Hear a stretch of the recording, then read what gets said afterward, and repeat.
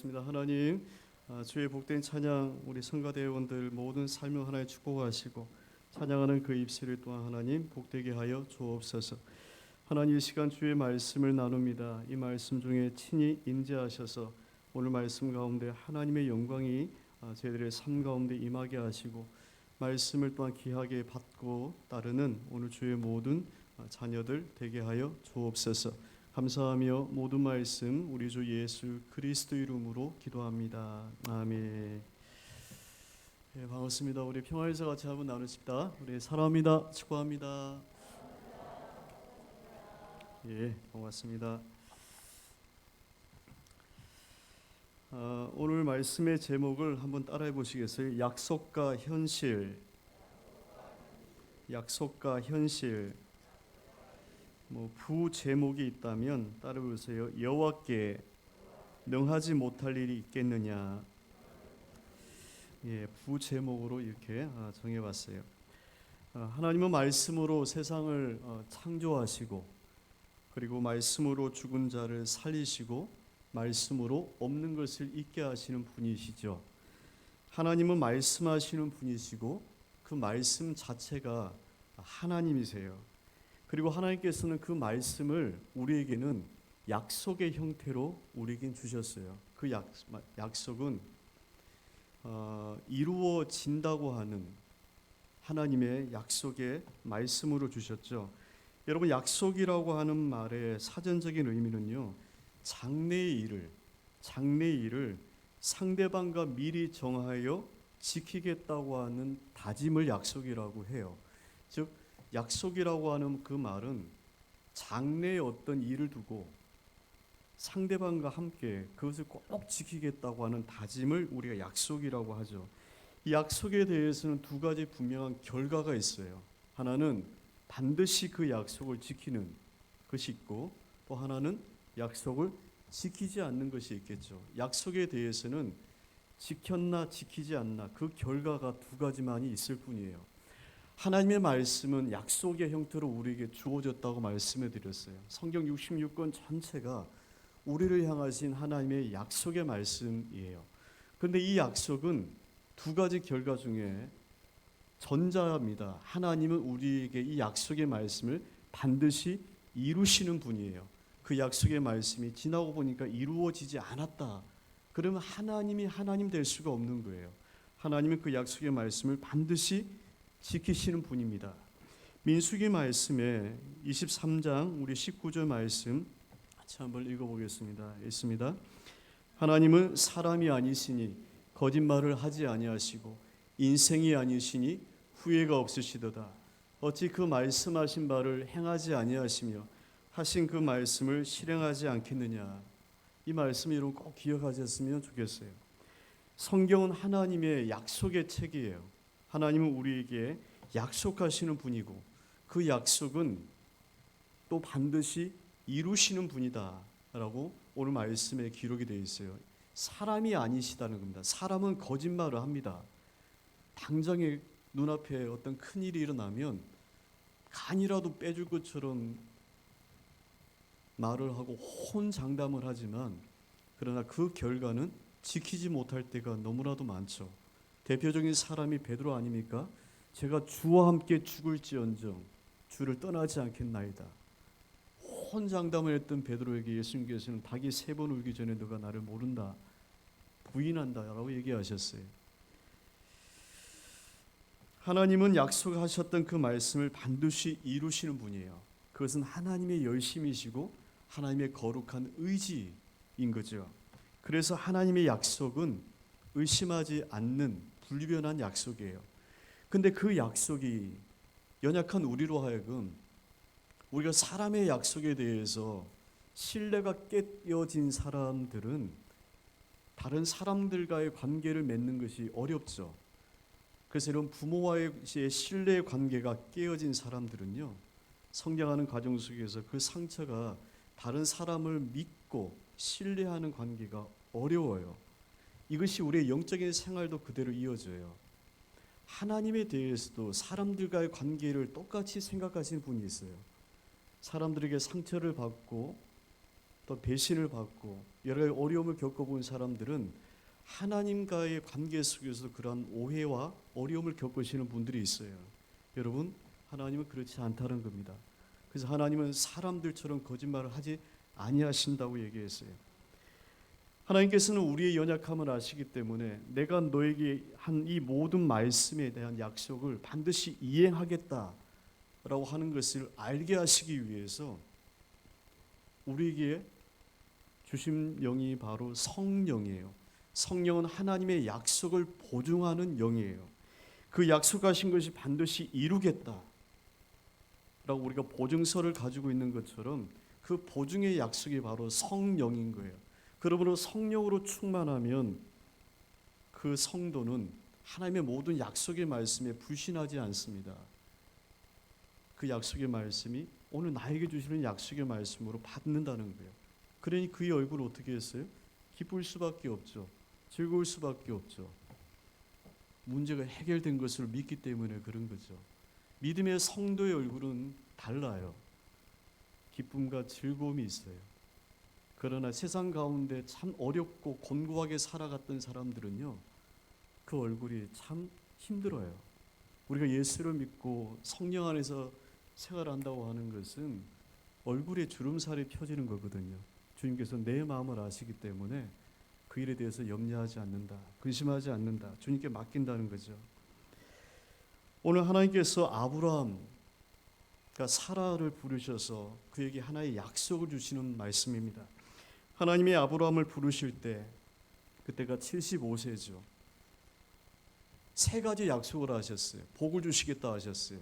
첫 번째는 자손에 대한 복을 약속하셨어요. 두 번째는 땅에 대한 복. 세 번째는 모든 민족이 너로 말미암아 복을 받을 것이다. 이것을 우리가 복의 근원의 약속이라고 합니다. 이 세 가지 약속의 복을 받고 약속으로 받았어요. 그래서 아브라함이 그 약속을 믿고 본토 친척 아비 집을 떠나서 한 번도 가보지 않았던 그 가나안 땅으로 간 거예요. 뭘 믿고요? 하나님의 약속을 믿고 간 거죠. 그러나 어느덧 시간이 흐르고 아브라함의 몸에서 자녀가 생산되지 못하고, 그래서 약속이 이제 어느덧 희미해져 갈 때 그 안에 사라가 아브라함에게 자신의 몸종 하갈을 통해서 이 가정에 대를 이어야 되겠다 라고 이야기하고 아브라함이 그것을 동의를 하게 되어져요. 그래서 하갈을 취하여 아이를 낳는데 그 아이의 이름이 바로 이스마엘입니다. 그때 아브라함의 나이가 86세, 하나님의 부르심을 받고 10년이 지난 시간입니다. 하나님의 약속이 흐려지고 자녀를 주시겠다고 하는 그 약속의 말씀을 아브라함과 사라가 더 이상 믿음으로 지켜나가지 못하는 그 연약한 때에 바로 이 일이 일어나게 된 것이었죠. 여러분, 이스마엘이 13살이 되었을 때 하나님이 다시금 아브라함에게 나타나셨어요. 그리고 그를 축복하시면서 이 아브라함의 이름이 원래는 아브람입니다. 이름을 바꿔주셨어요. 아브람을 아브라함으로, 민족의 아버지라고 이름을 바꿔주셨어요. 그리고 너로 말미암아 크게 번성하여 많은 민족과 왕들이 너로 말미암아 나게 할 것이라고 약속하셨어요. 감당할 수 없는 축복을 아브라함이 받은 거죠. 그리고 사라에 대해서도 이야기를 합니다. 사라의 원래 이름이 사레입니다. 그런데 이 사레를 하나님께서 사라라고 민족의 어머니라고 하는 이름으로 바꿔주셨어요. 여러 많은 민족의 왕들이 사라를 통해서 낳게 될 것이다 하고 이야기를 하신 거예요.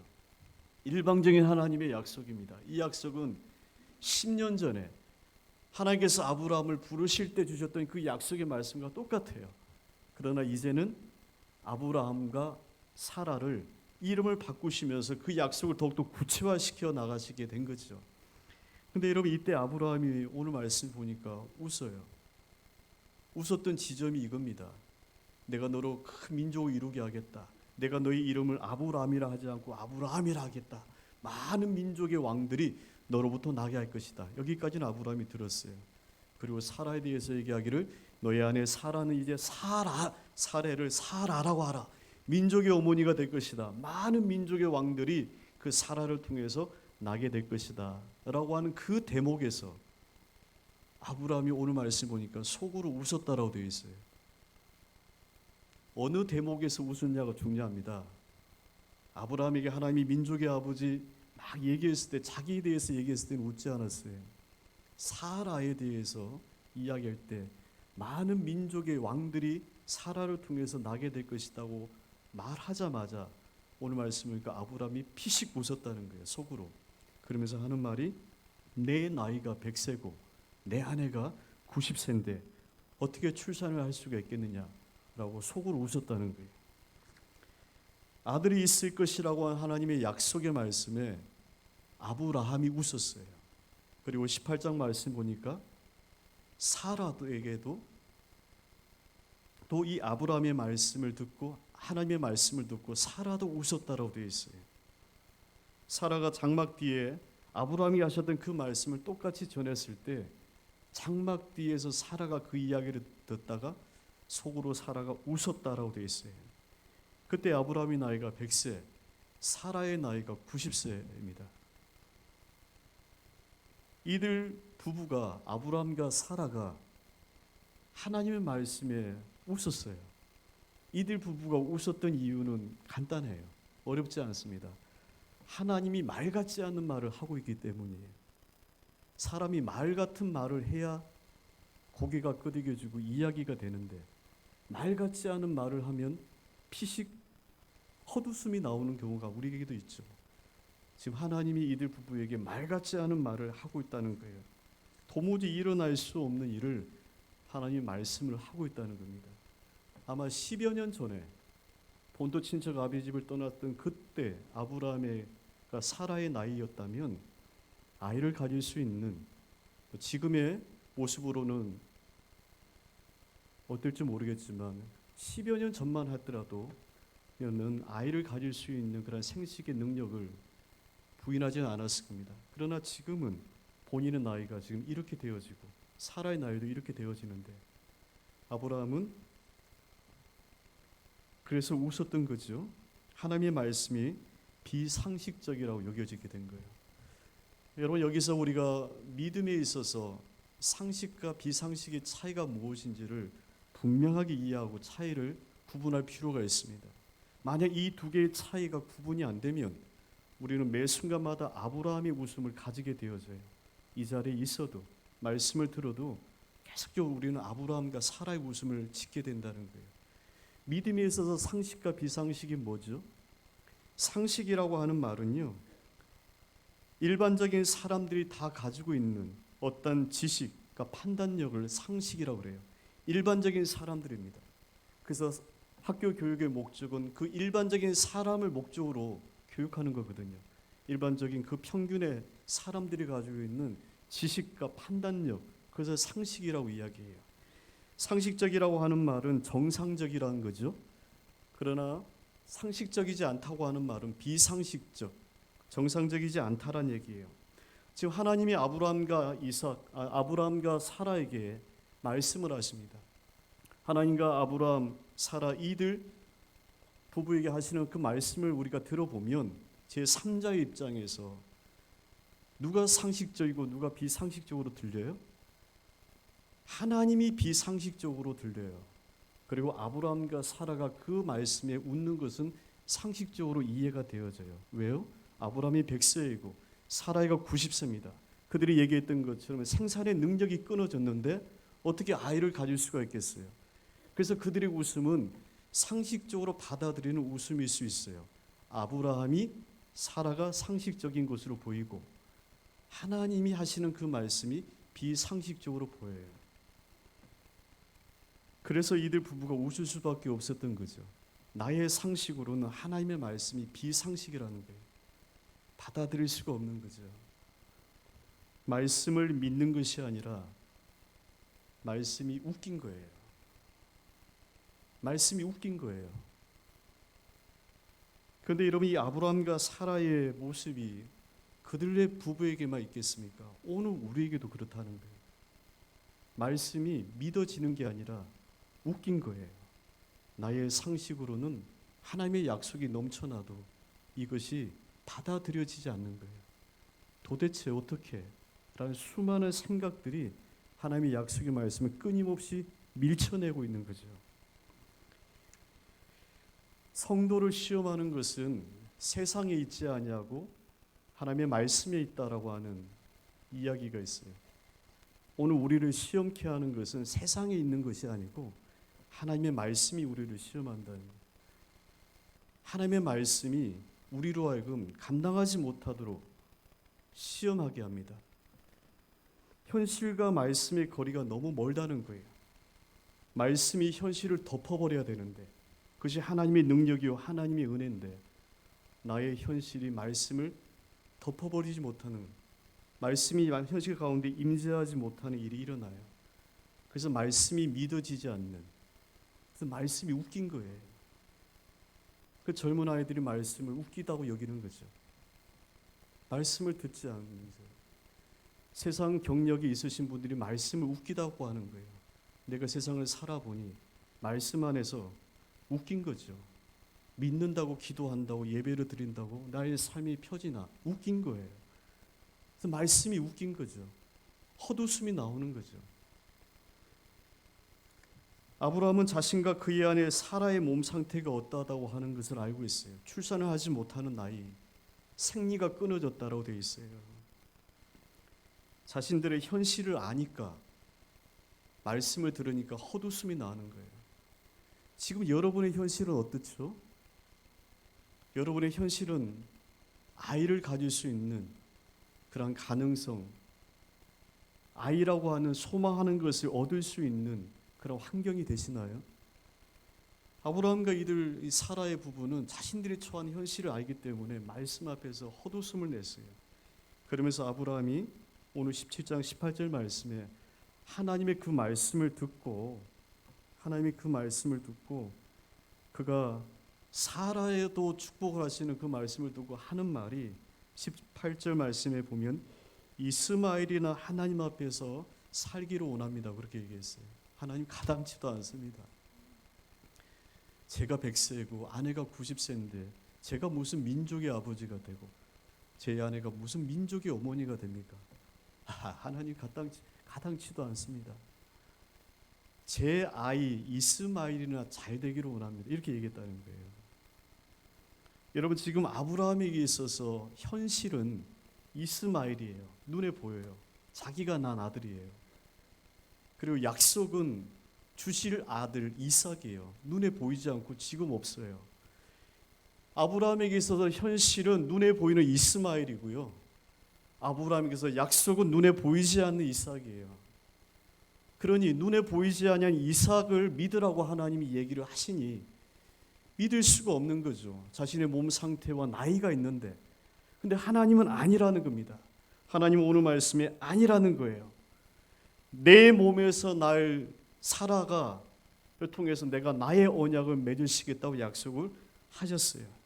하나님은 아브라함에게 이스마엘이나 잘되게 해달라고 했던 그 말에 아니라는 거예요. 이스마엘도 하나님께서 보호 주시지만 내가 맺는 나의 언약은 사라를 통해서 낳는 그 아들을 통해서 내가 맺겠다고 약속을 하셨어요.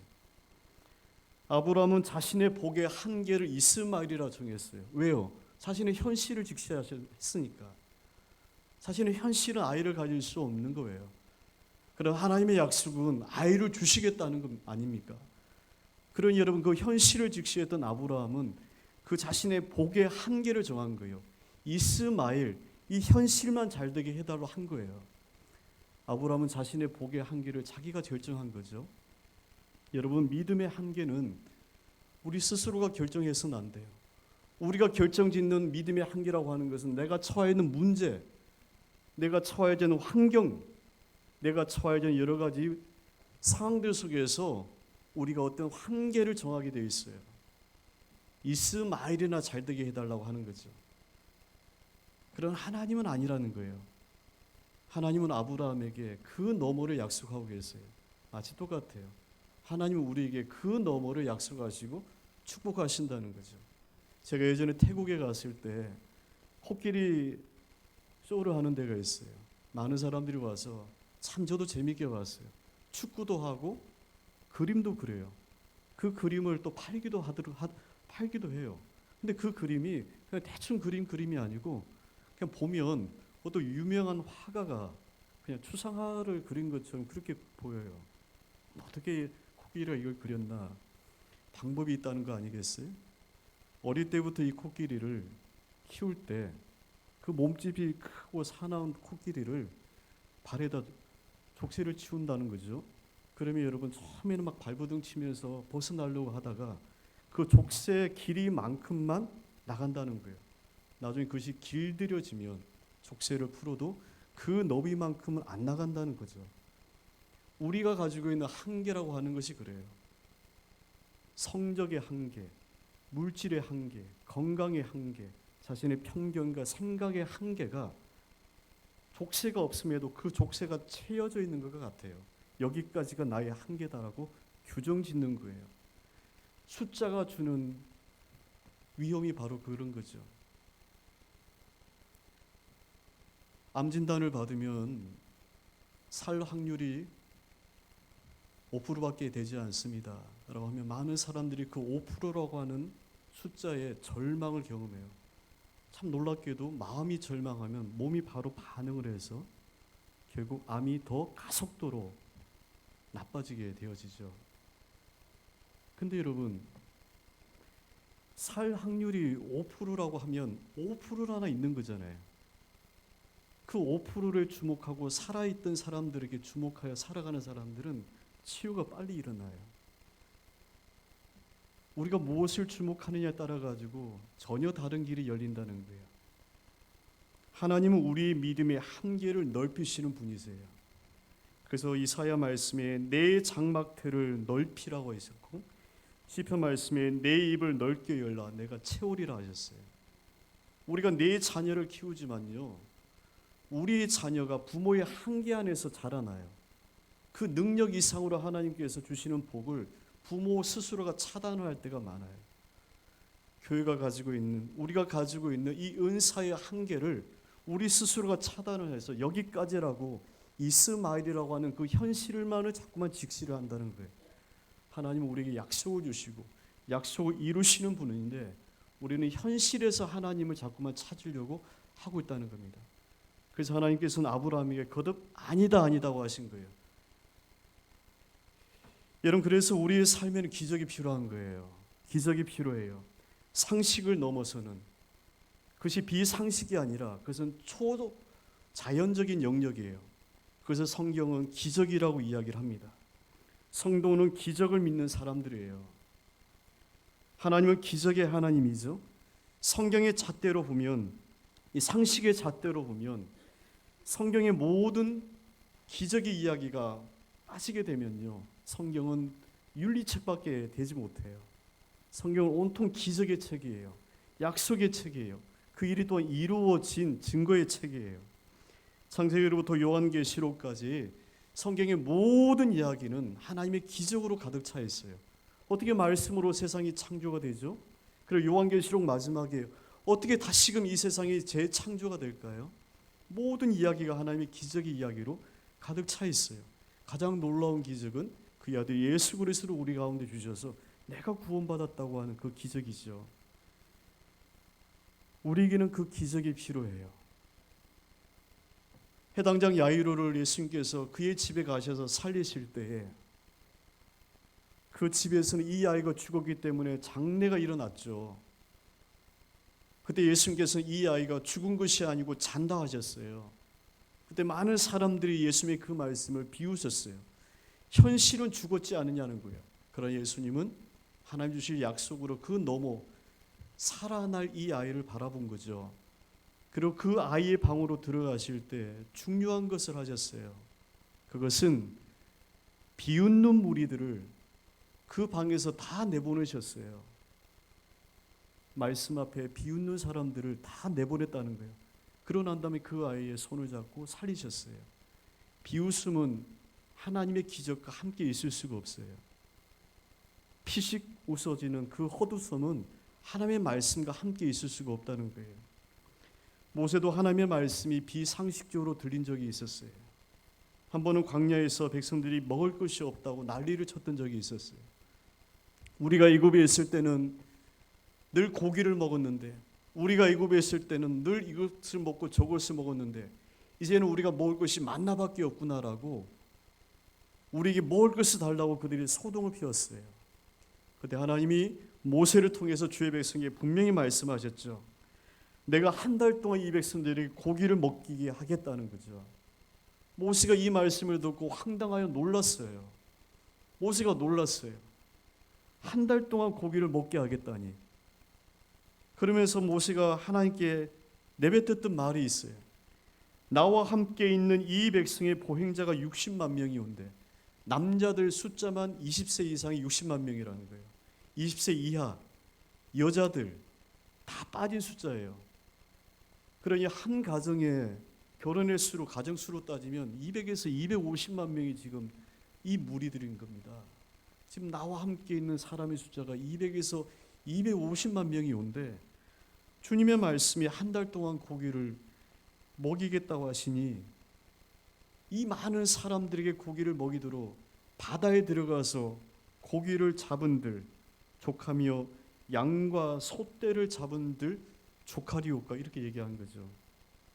하나님의 말씀이 모세도 헛웃음이 난 거죠.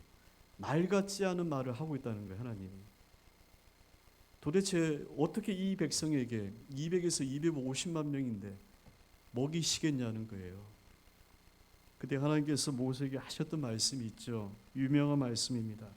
민수기 11장 23절 말씀 같이 한번 읽겠습니다. 있습니다. 여호와께서 모세에게 이르시되 여호와의 손이 짧으냐 내가 내게 내 말이 내게 응하는 여부를 보리라.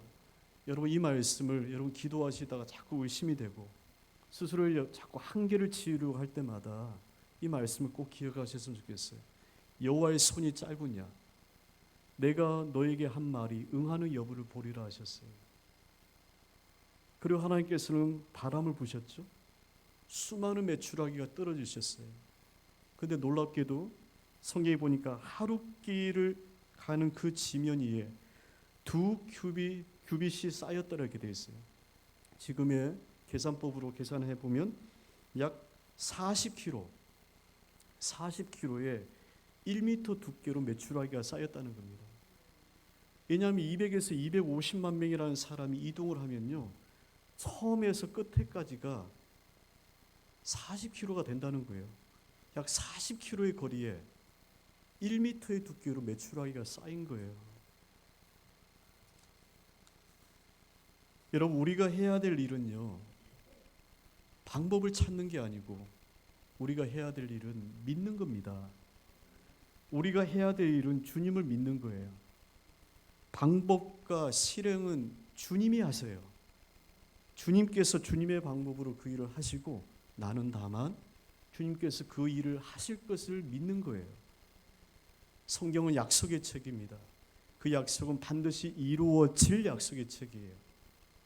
아브라함과 사라가 또한 모세가 했던 것처럼 우리도 나의 현실에 비추어 보면, 우리 가정의 현실에 비추어 보면, 나의 재정과 건강의 현실에 비추어 보면 하나님의 약속은 너무나도 큰 괴리감을 느낄 때가 많아요.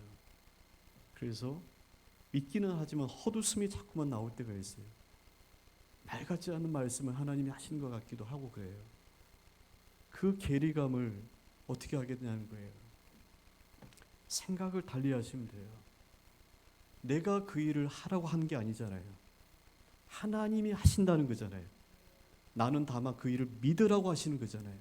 내가 만약 그 일을 하라고 한다면 우리는 절망이에요.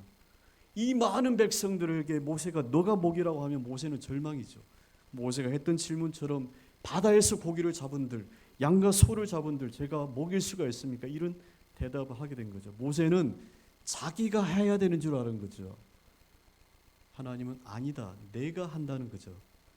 우리의 믿음은 바로 이겁니다. 내가 하는 것이 아니라 하나님이 그 일을 하시는 것을 우리가 믿는 거예요.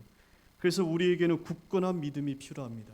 이 굳건한 믿음은 맹신이 아니라 약속이 되기 위해서는, 그래서 여러분 주야로 말씀을 읽어야 돼요. 이 말씀 속에서 벗어나지 아니하는 믿음을 가져야 돼요. 그저 뜨겁기만 한 믿음은 안 된다는 거예요. 말씀에서 벗어나지 않고 그 말씀 안에서 가르치는 믿음을 우리가 가져야 돼요. 오늘 말씀에 사라가 웃었어요. 명년 내년 이맘때에 아이가 있을 것이라고 하는 그 말씀에 아브라함도 웃었고 사라도 웃었어요. 사라의 웃음에 하나님께서 하셨던 말씀이 여호와께 능하지 못할 일이 있겠느냐 하셨어요. 여호와께서 능치 못할 일이 있겠느냐, 이 말씀을 하신 거죠. 오늘 나의 삶에 하나님이 능치 못할 일이 있겠느냐, 다만 우리의 한계가 그를 하지 못한다고 규정하여질 뿐이에요. 몸의 상태가 이러니까 낫지 못한다고 생각을 해요. 그 생각이 본인에게 믿음이 되고 있어요. 재정의 상태가 이러니까 나아지지 않을 것이라고 생각을 해요. 그 한계가 우리의 믿음이 되고 있어요. 그 믿음이 결국 자기 자신을 만들어 나가요. 하나님은 아니라는 겁니다. 아니라는 거예요. 하나님은 아브라함과 사라의 이 헛웃음을 진짜 웃음이 되게 했어요. 바로 아들 이삭을 주신 거예요.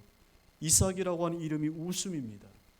이 이름을 짓게 된 것도 아브라함과 사라가 웃었기 때문에 너희들의 헛웃음을 내가 진짜 웃음이 되게 하겠다 해서 웃음을 준 거예요. 그 아들이 바로 이삭이에요. 웃다, 웃음이란 뜻이에요. 하나님께서 오늘 우리에게 웃음을 주실 것을 믿습니다. 근심과 슬픔이 가득 차 있는 우리의 삶 가운데 하나님이 정말로 웃게 하시는 하나님의 웃음을 우리에게 주실 겁니다. 우리가 해야 될 것은 단지 믿는 거예요. 하나님의 그 약속의 말씀을 믿는 겁니다. 하나님께서 명하신 그때에, 오늘 말씀이 아브라함과 사라에게 내년 이 시기라고 되어 있어요. 모든 기도의 응답의 시기는 다르지만 하나님의 정한 시기가 있다고 하는 거 아니겠어요? 그 시기에 반드시 내가 너를 웃게 하리라 하신 거죠. 그 말씀이 여러분 올 한 해 여러분 가정에, 여러분 삶 가운데 함께 하시기를 주 이름으로 축원합니다. 이 시간에 여러분 함께 같이 기도하실 때에 하나님 우리의 가정에 말씀을 믿는 믿음이 하나님의 응답이 함께하여 주시기를 이 시간 기도드리겠습니다. 기도합니다. 하나님의 시간 저희들의 삶 가운데 충이 충만하게 역사하셔서 우리 삶 가운데 능히 행하실 하나님의 은혜를 하나님의 시간 기대하고 구합니다. 하나님의 시간 오셔서 우리의 삶을 하나님 사정하여 주시고 능히 하나님의 그 말씀의 은혜를 하나님 얻도록 하나님 함께하여 주시기를 원합니다. 아브라함과 사라에게 주셨던 그 응답이 오늘 저희에게 주시는 하나님의 응답임을 믿습니다. 주님을 찾고 구하는 주의 모든 하나님의 은혜의 자녀들 주여 되게 하여 주옵소서.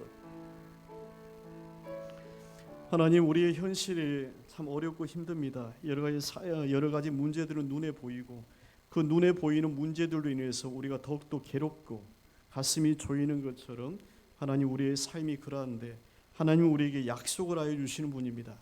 스스로의 문제의 한계를 정하지 않고 하나님이 주시는 약속을 따라 앞으로 나아가는 주의 자녀들 되게 하여 주옵소서.